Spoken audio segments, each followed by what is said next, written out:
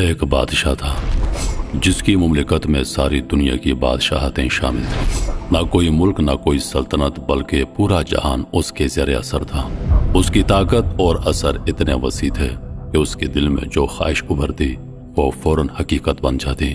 اس بادشاہ کا نام تھا شداد، اور اس کا غرور اسے وہ کچھ کرنے پر مجبور کرتا تھا جو شاید کسی اور کا تصور بھی نہ ہو۔ ایک دن اس نے عجیب خواب دیکھا۔ اس نے فیصلہ کیا کہ وہ زمین پر جنت بنائے گا، ایک ایسی جنت جو اللہ کی جنت سے بھی کہیں زیادہ حسین و جمیل ہو۔ اس نے اپنی جنت کا منصوبہ شروع کیا اور زمین پر جنت بنانا شروع کر دی، ایسی جنت جو ہر طرف سے خدا کے عظیم حکم کو چیلنج کرتی تھی۔ لیکن جیسے ہی یہ جنت بن کر تیار ہوئی، دنیا کو اس کے انجام کا پتہ چلا۔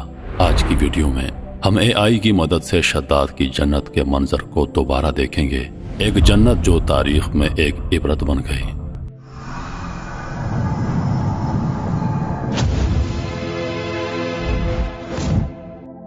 شداد، جو تاریخ میں ایک غرور اور تکبر کی علامت کے طور پر جانا جاتا ہے، دراصل ایک خاص داستان کا حصہ ہے۔ یہ کہانی ایک بچے کی ہے جس کا نام اللہ کی تقدیر میں تھا کہ وہ دنیا کا طاقتور ترین بادشاہ بنے گا۔ ایک دن ایک کشتی دریا میں سفر کر رہی تھی جس میں کئی لوگ سوار تھے۔ کشتی طوفان کا شکار ہو گئی اور اس میں سوار تمام افراد غرق ہو گئے، مگر اللہ کی مرضی کے مطابق ایک بچہ اس طوفانی حادثے میں زندہ بچ گیا۔ یہ بچہ اللہ کی حکمت کا حصہ بن چکا تھا اور اللہ نے اس کی تقدیر میں کچھ بڑا لکھا تھا۔ اللہ نے جبریل امین علیہ السلام کو حکم دیا کہ اس بچے کی پرورش کرو، اسے اپنا سایہ دو اور اسے بڑا کرو۔ جبرائیل علیہ السلام نے اس بچے کو محبت اور عیش و آرام کے ساتھ پالا، اسے سکھایا اور اس کی تربیت کی۔ وہ بچہ جب جوانی کی عمر کو پہنچا تو وہ شداد بن گیا اور تاریخ کا ایک ایسا نام بن گیا جس کا غرور اور تکبر ساری دنیا میں مشہور ہوا۔ شداد کی سلطنت ایک ایسی طاقت تھی جس کا کوئی مقابلہ نہیں تھا۔ اس کی بادشاہت نہ صرف زمین کے مختلف حصوں تک پھیلی ہوئی تھی، بلکہ اس کی حکمرانی میں ہر طرف خوف اور احترام کا عالم تھا۔ اس کی سلطنت میں دنیا کے نہ صرف مشرق و مغرب کے علاقے شامل تھے، بلکہ اس کا اثر و رسوخ ہر بر اعظم تک پھیل چکا تھا۔ شمال میں برفیلے پہاڑوں سے لے کر جنوب میں بے انتہا صحرا تک ہر خطہ اس کے حکم کا پابند تھا۔ شداد کی سلطنت میں خوشحالی اور عیش و آرام کا راج تھا۔ ہر شہر میں محلات اور شاندار باغات تھے جن میں رنگ برنگے پھول اور دریا کی طرح بہتے چشمے تھے۔ اس کے خزانے اتنے وسیع تھے کہ کوئی حساب نہیں لگایا جا سکتا۔ سونے، چاندی، جواہرات اور قیمتی پتھروں کی انبار تھی، اور ہر خزانہ اتنا بڑا کہ اس کا تصور بھی نہیں کیا جا سکتا۔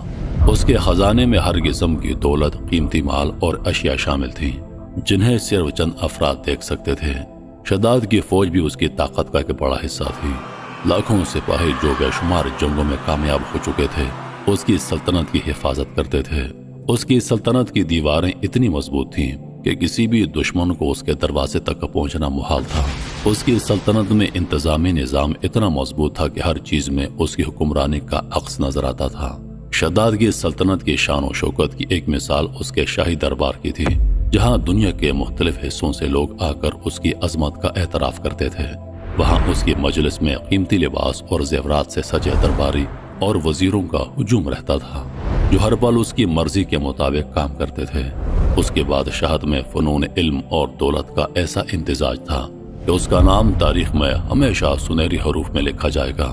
شداد کی طاقت اور تکبر کی کوئی انتہا نہیں تھی۔ اس کی بادشاہت میں اس کا حکم ہی سب کچھ تھا، اور اس کے دل میں غرور کی ایک ایسی لہر تھی جو خدا کے سامنے بھی سرکشی کے جذبات کو بیدار کرتی تھی۔ وہ یہ سمجھتا تھا کہ اپنی بے پناہ طاقت اور دولت کے ساتھ وہ کسی سے نہیں ڈرتا، حتیٰ کہ اللہ کے عذاب سے بھی۔ اس کی زندگی کا مقصد صرف اپنی جنت بنانا اور دنیا بھر میں اپنی عظمت کا ڈنکا بجانا تھا۔ اس کے دل میں اللہ کا خوف کہیں نہیں تھا اور اس کا تکبر ہر روز بڑھتا جا رہا تھا۔ لیکن اللہ کی حکمت بے نظیر تھی۔ جب شداد کا ظلم اور سرکشی حد سے تجاوز کر گئے اور اس کا غرور آسمان کو چھونے لگا تو اللہ نے اس وقت کے عظیم پیغمبر ہود علیہ السلام کو حکم دیا کہ وہ شداد کے پاس جائیں۔ اللہ نے فرمایا، جا اور اس ظالم کو میری آیات پڑھ کر سنا، اسے میرے عذاب کی حقیقت سے آگاہ کر تاکہ وہ اپنی سرکشی سے باز آ جائے۔ ہود علیہ السلام جو اللہ کے پیغامات کو دل و جان سے پہنچانے والے تھے، اللہ کے حکم کی تعمیل میں شداد کے دربار میں پہنچے۔ وہ جب دربار میں پہنچے تو اس کا منظر کچھ اور ہی تھا۔ دربار میں عیش و عشرت کا ماحول تھا، شاندار محلات، قیمتی لباس اور خوشبو سے بھرپور ہوا تھی، لیکن ہود علیہ السلام کی آنکھوں میں ایک خاص نور تھا جو اللہ کے پیغام کی سچائی اور طاقت کو ظاہر کرتا تھا۔ ہود علیہ السلام نے دربار میں موجود تمام لوگوں کی طرف نظر دوڑائی اور پھر اپنی آواز بلند کی، اے شداد سنو، تم جو اللہ کی عظمت کو نظر انداز کرتے ہو، تم جو اپنی سرکشی میں ہر حد کو پار کر گئے ہو، تمہیں یاد رکھنا چاہیے کہ اللہ کی سزا سے کوئی نہیں بچ سکتا۔ ان کی آواز میں ایسی گونج تھی جو دربار کی چمک دمک اور دنیاوی خوشیوں کو بھی ماند کر دیتی تھی۔ پھر ہود علیہ السلام نے اللہ کی آیات پڑھ کر سنائی، ان آیات کو جو اللہ کے عذاب کی حقیقت اور اس کی بے پناہ قدرت کو ظاہر کرتی تھی۔ ہر لفظ میں ایک گہرائی تھی، ہر جملے میں ایک حقیقت تھی جسے شداد کے دل میں اترنا چاہیے تھا۔ انہوں نے اللہ کی سزا کا ذکر کیا کہ کس طرح اللہ نے پچھلے اقوام کو اپنی نافرمانی کی وجہ سے تباہ کیا، اور پھر اسے خبردار کیا کہ اگر وہ اپنی سرکشی سے باز نہ آیا تو وہ بھی اللہ کے عذاب کا شکار ہوگا۔ شداد جو اپنے عظمت کے خوابوں میں گم تھا، ایک لمحے کو ہود علیہ السلام کی باتوں سے لرز گیا۔ اس کی آنکھوں میں کچھ لمحوں کے لیے خوف اور ندامت کی جھلک دکھائی دی، مگر پھر وہ اپنے غرور میں ڈوبا رہا۔ اس نے ہود علیہ السلام کی باتوں کو صرف ایک تنقید کے طور پر سنا اور پھر اپنے دربار میں موجود لوگوں کو اپنا حامی بنا کر ہود علیہ السلام کو نظر انداز کر دیا۔ شداد نے ہود علیہ السلام کی باتوں کو ایک لمحے کے لیے غور سے سنا، پھر اپنے تکبر سے بھرپور آواز میں کہا، تمہارا اللہ مجھ سے کیا چاہتا ہے؟ کیا وہ میری سلطنت اور بادشاہت کو ہلکا سمجھتا ہے؟ ہود علیہ السلام نے آرام سے جواب دیا، اللہ تم سے صرف یہ چاہتا ہے کہ تم اس کی نافرمانی نہ کرو، ظلم چھوڑ دو اور اللہ کی عبادت کرو، اپنے آپ کو خدا نہ سمجھو کیونکہ صرف وہی حقیقی خدا ہے۔ شداد نے یہ سن کر ایک ہنسی کے ساتھ کہا، اچھا اگر میں یہ سب کر لوں تو پھر اللہ مجھے کیا دے گا؟ اس کے چہرے پر ایک چمک تھی جیسے کہ وہ ایک چیلنج قبول کرنے کے لیے تیار ہو، مگر اس کے اندر ایک تجسس بھی تھا جو اس کی عظمت کی خواہش کو چھپانے میں ناکام تھا۔ ہود علیہ السلام نے ایک گہرے اور پرسکون انداز میں کہا، اگر تم اللہ کی رضا کے مطابق اپنی زندگی گزارو گے تو اللہ تمہیں ایسی نعمت دے گا جس کا کوئی مقابلہ نہیں، وہ تمہیں جنت میں داخل کرے گا، ایک ایسی جنت جہاں نہ کوئی تکلیف ہوگی نہ کوئی غم، جہاں تمہیں ابدی خواہش ملے گی۔ شداد کے چہرے پر چند لمحوں کے لیے خاموشی چھا گئی، اس کی آنکھوں میں حیرت اور تجسس کی جھلک تھی، گویا اس کی زندگی کی سب سے بڑی خواہش کا جواب اس لمحے میں مل گیا ہو۔ وہ ہود علیہ السلام کی باتوں کو بہت دھیان سے سن رہا تھا اور اس نے جلد ہی سوال کیا، یہ جنت کیا ہوتی ہے؟ ہود علیہ السلام نے مسکراتے ہوئے کہا، جنت وہ مقام ہے جہاں تمہیں سب کچھ مکمل طور پر ملے گا جس کا تم نے کبھی خواب نہیں دیکھا۔ وہاں نہ کوئی درد ہوگا، نہ کوئی بیماری، نہ موت کا خوف۔ تمہارے لیے وہاں کے درخت ایسے ہوں گے جن کے نیچے ہمیشہ سایہ رہے گا اور ان کے پھل کبھی ختم نہیں ہوں گے۔ وہاں ہر جانے پانی کے جھرنے ہوں گے جن میں زندگی کا سکون ہوگا۔ تمہارے لیے سونے اور چاندی کی نہریں بہتی ہوں گی اور تمہیں ہر چیز میں مکمل سکون اور خوشی ملے گی۔ ہود علیہ السلام نے اپنی بات جاری رکھی، وہاں کے محل اتنے حسین ہوں گے کہ ان کا تصور بھی تمہیں یہاں کی دنیا کی تمام عیش و آرام سے زیادہ عزیز ہوگا۔ وہاں تمہیں بے شمار نعمتیں ملیں گی جو کبھی ختم نہیں ہوں گی۔ وہاں تمہیں ہمیشہ کے لیے اطمینان اور سکون ملے گا اور تمہارا دل کبھی نہیں تھکے گا۔ شداد کا دل کچھ لمحوں کے لیے ٹوٹا ہوا سا محسوس ہوا۔ اس کے دماغ میں جنت کا تصور ایک ایسی تصویر بن کر ابھرا جو اس کے غرور اور تکبر سے کہیں زیادہ حسین، زیادہ خوشحال تھا۔ اس کا تجسس مزید بڑھا اور وہ ہود علیہ السلام کی باتوں میں گم ہو گیا۔ شداد کی نظر میں ایک نئی دنیا کی جھلک تھی اور اس کے دل میں یہ سوال گردش کرنے لگا، کیا واقعی یہ جنت ایسی ہو سکتی ہے؟ شداد نے ہود علیہ السلام کی باتوں کو غور سے سنا اور جنت کی تعریفیں سنتے ہی اس کے دل میں ایک عجیب سی لہر اٹھی۔ اس کی آنکھوں میں چمک آ گئی اور اس نے تکبر سے کہا، یہ تو کوئی مشکل کام نہیں، میں زمین پر اپنے لیے ایسی جنت بنا سکتا ہوں۔ تمہاری جنت کا تصور بہت حسین ہے مگر میں ہی زمین کا خدا ہوں، میرے پاس دولت ہے، طاقت ہے اور جو چاہوں کر سکتا ہوں۔ ایسی جنت بنانا میرے لیے کچھ بھی مشکل نہیں، بس میرے حکم کی دیر ہے۔ ہود علیہ السلام نے صبر سے جواب دیا، شداد تمہیں یہ سمجھنا چاہیے کہ تم جو جنت کا خواب دیکھ رہے ہو وہ اللہ کی مرضی کے بغیر ممکن نہیں۔ یہ صرف دنیاوی لذتیں ہیں جو جلدی ماند پڑ جائیں گی۔ تم جو جنت بنانے کی بات کرتے ہو وہ ہمیشہ کے سکون، خوشی اور اطمینان سے خالی ہوگی، کیونکہ وہ جنت صرف وہی خدا بنا سکتا ہے جو اس کا خالق ہو اور وہ اللہ ہے۔ لیکن شداد کا غرور جو اس کے دل و دماغ پر حاوی ہو چکا تھا، اس نے ہود علیہ السلام کی باتوں کو سن کر بھی رد کر دیا۔ اس کی نظر میں زمین پر اس کی طاقت اور خدائی کا نشہ تھا جو اسے اللہ کے حکم سے بے نیاز کر چکا تھا۔ اس کے دل میں یہ خیال تھا کہ اس کی سلطنت اور اس کی طاقت میں کوئی کمی نہیں اور وہ جو چاہے کر سکتا ہے۔ وہ اپنی جنت کے تصور میں محو تھا اور اس کے اندر کا تکبر اسے اس بات کی اجازت نہیں دیتا تھا کہ وہ اللہ کی قدرت کے سامنے تسلیم ہو۔ شداد نے پھر سے بڑی بے باکی سے کہا، تم مجھ سے جو چاہو کہو، لیکن میں وہ سب کچھ بنا سکتا ہوں جو میں چاہوں، اور میری جنت میرے ہاتھوں میں ہوگی، نہ کسی اور کی۔